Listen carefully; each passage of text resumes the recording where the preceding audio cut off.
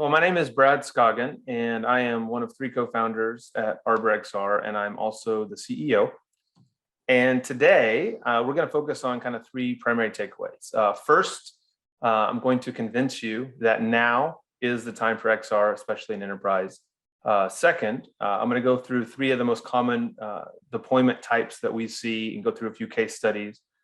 And then third, the need for a XR-specific MDM. ArborXR is an MDM that's designed specifically for XR. When we say MDM, we mean mobile device management. So think about three things. Think about device management, so managing headsets, content management, and then user management. So I put on a VR headset for the first time 5 years ago. And like many of you, I was blown away by the technology. We got really excited. And for us, kind of the idea was a bit idealistic, but we saw this technology as a new technology that would have this massive impact on the world. And our hope was that maybe if we get into VR, we can have a seat at the table helping shape this impact for good. So we needed an easy entry point into VR. And 6 weeks later, we opened up a virtual reality arcade. It was the first VR arcade in the Midwest in Oklahoma City, one of the first in the world, actually. And it was kind of goofy, right? This whole VR arcade idea. But for us, it was an entry point. And it ended up being just a really incredible time. We got to experience or see people experiencing the power of VR for the first time firsthand, which was really, really cool. But we also got to experience the pain of deploying VR firsthand. And we kept coming back to this conclusion or this idea that getting into VR should be easy.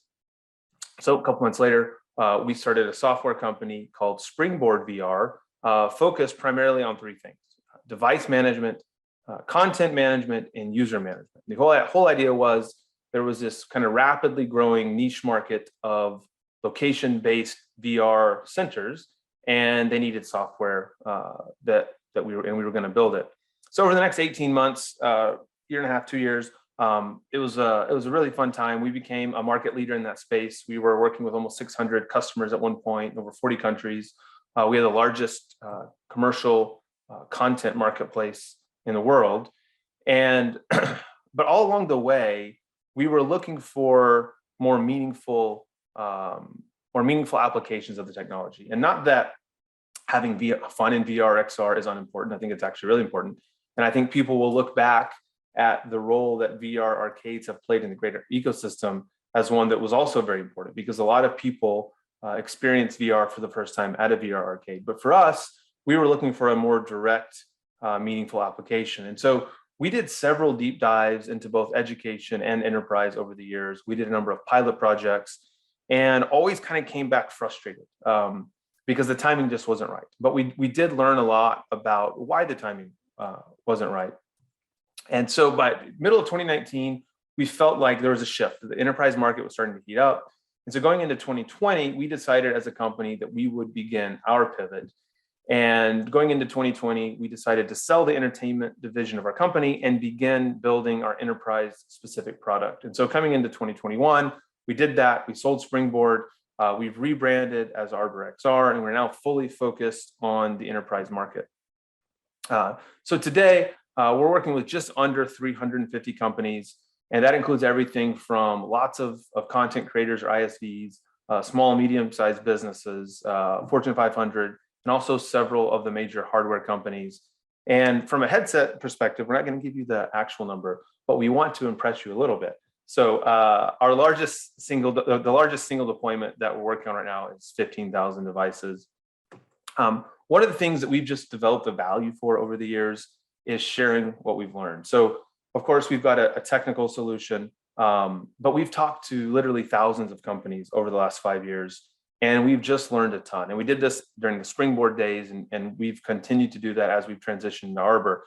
And so we kind of keep coming back to the same conclusion that getting into XR should be easy. You're going to hear me keep saying that. But that's kind of our going in position, is that we want to build a solution that makes it easy for you to get into XR. And hopefully some of the insights we share in addition to our technical solution will be helpful as well. Before I jump into some of the case studies, though, I want to just take a minute and provide some encouragement. So we just completed our Series A. And for us, it's been kind of a slog. I mean, we've been doing this for 5 years. I would guess that for many of you, it's been a bit of a slog. And we have some friends and family on our cap table from the early days, and they always, they're not super maybe sophisticated when it comes to the market, their friends and family. So they always say, Brad, how are things going? Brad, tell me, what are you feeling? What are you seeing? What does the market look like? And so you always want to be objective and unbiased when you're talking to investors, but that's especially true when it's friends and family who have given your money.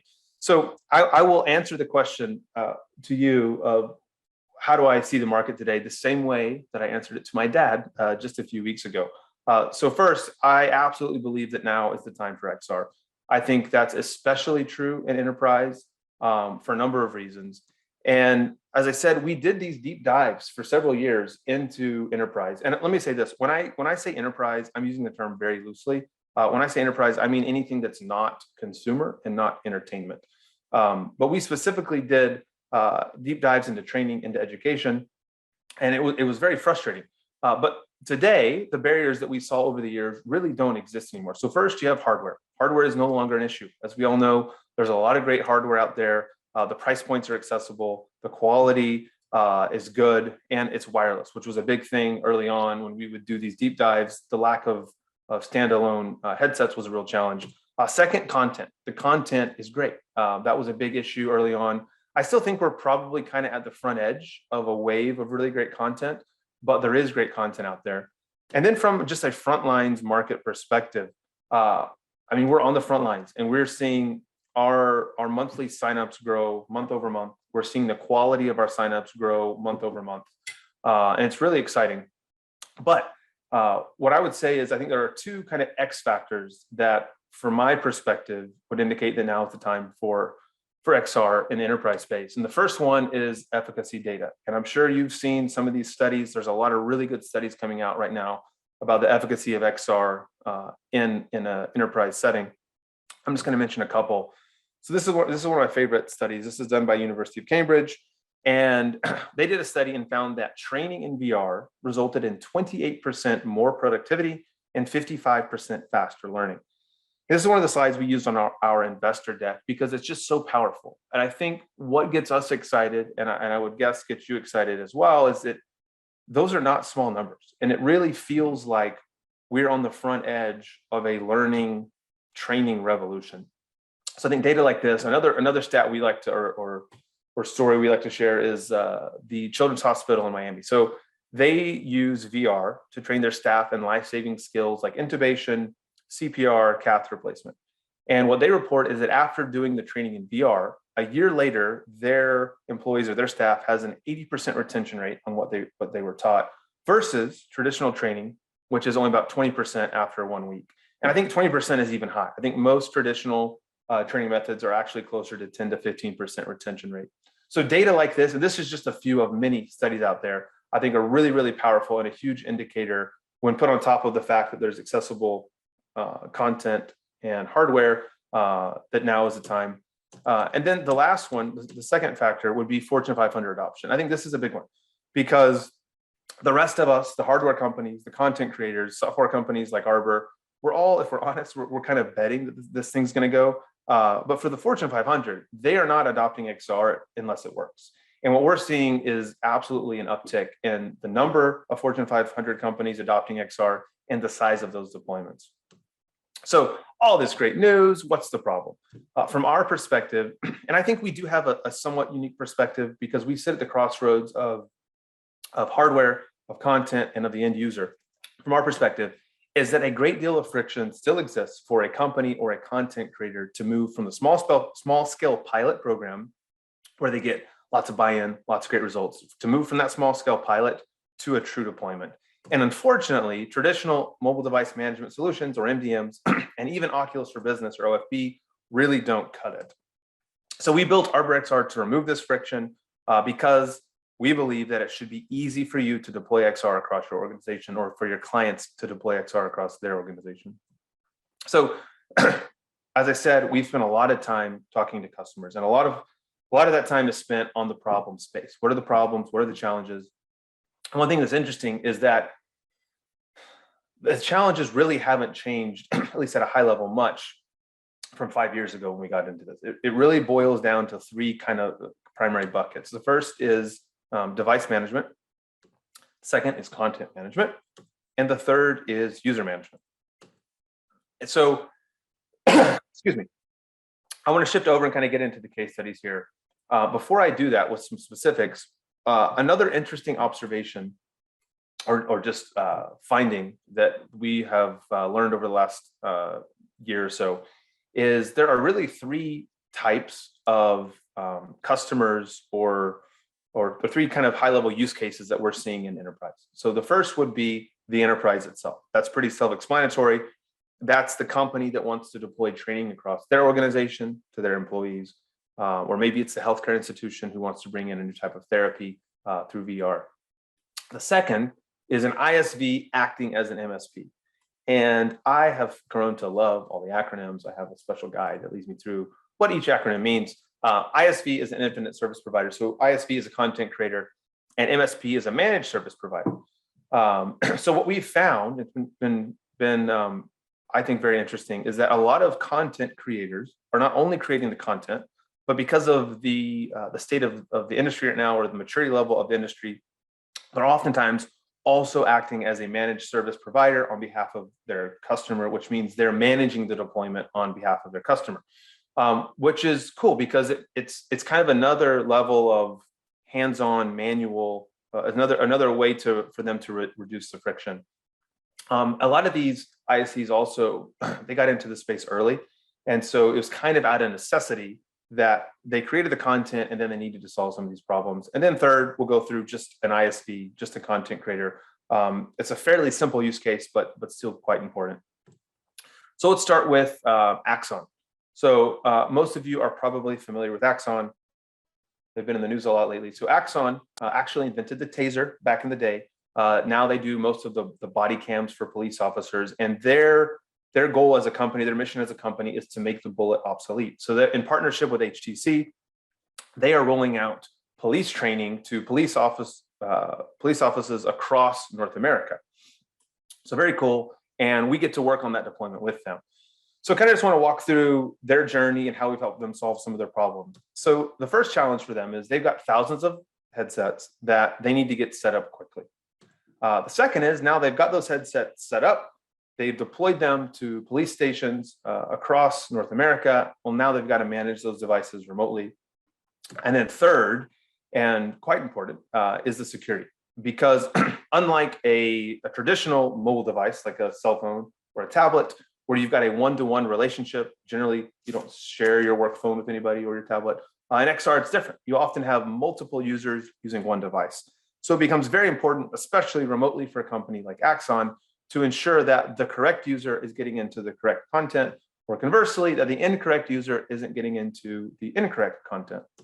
So the first way that we help them solve this is through bulk enrollment. So we have a desktop provisioning app, which makes it really simple to set up multiple devices at one time. And maybe more importantly, we offer configuration packages. So Axon is able to go in and set the content, the APKs, the supporting files. Sometimes there's MP4 or other files that go along with it, as well as Wi-Fi settings, even just general settings for the headset into a configuration package. With just a few clicks, they can push to the thousands of devices on the front end. And this is something that OFB and NDMs, as far as I know, I'll just say that right now, as far as I know, I hate when I say we're the only one or they don't do it. So as far as we know, at the recording of this presentation, that's something that they don't offer, which is a big sticking point for a lot of companies who are doing larger deployments. We also work very closely with several hardware companies when it comes to kind of facilitating this bulk enrollment solution. Second is device management. Now this is just, it's fairly basic, but it's still very important. So OFB, MDMs, they absolutely do this, but we were able to offer Axon total visibility on their entire fleet from one location. So they have visibility, they have control, they can see the device health, they can see the network health, kind of all the non-sexy stuff, but stuff that's really important when you're deploying a large number of headsets, especially remotely. And then third, security. So this is a big deal. And this is something that MDMs and OFB don't really do a great job with. So first off, I think, as far as I know, we're the only one that's doing the NVR authentication, user authentication, and we're able to integrate with your existing single sign-on. So that's a big deal. The next issue, though, becomes is once a user gets in the headset, making sure they don't have access to things they're not supposed to have access to. So I believe MDMs do offer like a single application kiosk mode, and OFB offers a multi-app kiosk mode, but there's no way to customize that to restrict access to things that you don't want them getting into if you want them to just get into a couple apps. So we're able to do that. We're able to offer to Axon the ability to limit access to only the applications that they want specific users to get into. And one interesting stat is that we found across our organization, so of the 350 companies that we're working with, 70% of them are using more than one application. And so that's, again, where kind of a traditional MDM falls short, is that they only offer the kiosk mode for one application. And then, of course, we offer the basic functionality, which OFB and MDMs do offer, the ability to remote factory reset, remote factory, remote shutdown, things that are very important for Axon. So to move to the next case study here, so we have Pixo. Pixo is probably also a company you've heard of. Pixo is a content creator. They've been in the game for a while. They do a great job creating content. They work with companies like Ford, Bosch, Saudi Aramco. And what they have done, and in part because they got into this early on, is they manage the entire deployment on behalf of their customers.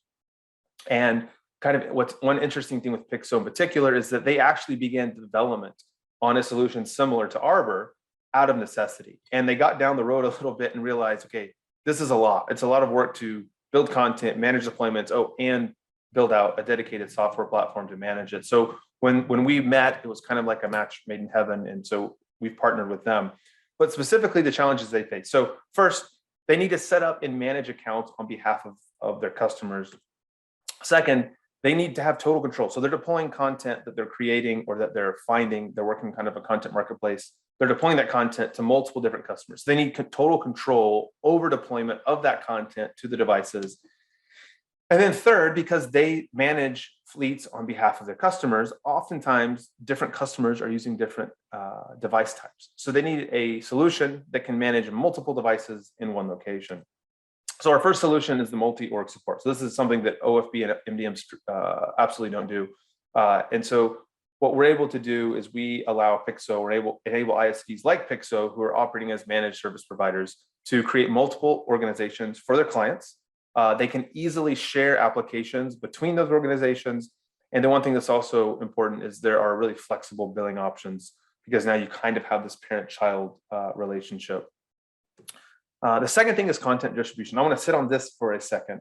When we first started developing some of this, my honest perspective was, okay, this is nice to have. What I've learned is it's not nice to have. It's really imperative if you're doing a deployment of any size, really. And especially, again, if you're doing it remotely. So the first thing that we can do, which MDMs fall short here, OFB can do this, is deploy large files. So APK or 360 video, and you can do that to groups or individual devices. Now, where it gets a little, I guess, where we differentiate a little bit, and what we found for companies like Pixo, and really even Axon, it's really important, OFB and MDMs don't do this, is some of the more specific features as it relates to distributing content. So we offer the ability to do version control, version management, so they can see which version is on the headset. If they need to roll back to a previous version, that's very easy to do. You can also, from one location, see real time how installs are going, the status of an install, if there's an error, which without this solution, the alternative is you're putting on a headset to see, okay, is it updated? Is it done? And then if it doesn't install, or if there's an error, there's really not a lot of visibility on why or when or how, which at 10 headsets, not a big deal. At 100 headsets, at 10,000 headsets, that becomes a much more of a pain. And then lastly, we allow Pixo to specify when the app will be installed. So the last thing you want is, an oil rig worker at Aramco about to get into training, and then all of a sudden it just automatically starts updating, which is a challenge or an issue for a lot of people doing deployment. So you can specify when you want those installs to take place. And the third, our solution is device agnostic. So as I said, for Pixo, I think it's pretty straightforward. They're working with several companies, and different companies use different devices. So they need a solution that can support multiple devices. An interesting stat, though, is that of our customer base, 17% of our customers are using different device types within their organization. So it's kind of a twofold thing here. Some organizations are using multiple types of headsets, and they need to manage whether that's AR, VR, or just different brands of VR headsets, and they need to manage those in one location. Or you've got somebody like Pixo who works with multiple organizations, all using different device types. And then last but not least would be just the ISV. And we work with a lot of ISVs, well over 100 ISVs. And the use case, as I said earlier, it's fairly simple, but it's still really, really important. So the first thing for an ISV is they need to host their content. Where do I host my content? OFP does not offer hosting. And then second, I need to easily distribute content. I'm an ISV. I don't want to manage services for my customers. I want to do what I do best, which is make really good content. So our solution is twofold. First, we allow them to build a content library. So you can upload 360 files, APKs in supporting document or supporting files all into cloud-based library. And then secondly is the content sharing. OFP does do this. I think we copied them on this one, so I'm being transparent with you. But this is really helpful for the ISV, is that we provide a bridge between the ISV and the enterprise, and then it's just a few clicks. They're able to share the applications from their centralized library, which we allow for them. OFP doesn't do that, and then they can just with a few clicks push that content out to one of their customers. And of course, they get access to all of the content distribution features that I just mentioned on the Pixo case study, the version control, the visibility on installs, et cetera. So in conclusion, we believe that now is absolutely time for XR. I think it's an exciting time. I hope you all are feeling the excitement that I feel about where we're at with things. We really believe in this. I just objectively unbiased. We talked to a lot of companies that you just cannot deploy XR at any kind of meaningful scale. And I mean beyond 20 headsets without an XR specific MDM. And then we'd love for you to hop on our platform, ArborXR.com. You can start a free trial today. It's really easy. I think we're going to open up for Q&A right now. I'm going to have my co-founder and our CEO, Jordan Williams, join us for this part. Jordan is on a lot of the front lines, so maybe you have some detailed questions that I'm not totally privy on. He can assist in helping answer those questions.